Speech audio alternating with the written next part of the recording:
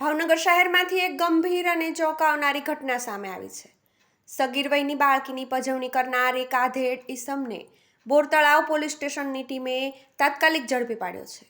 ફરિયાદ મળતા જ પોલીસે ઝડપી કાર્યવાહી કરી સીસીટીવી ફૂટેજ અને હ્યુમન સોર્સની મદદથી આરોપીને શોધી કાયદેસરની કાર્યવાહી હાથ ધરી છે।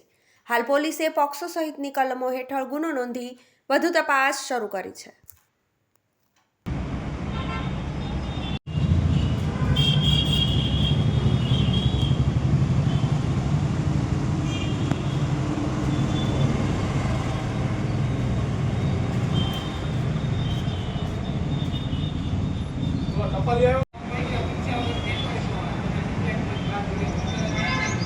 પડી જાઓ તડકો છે.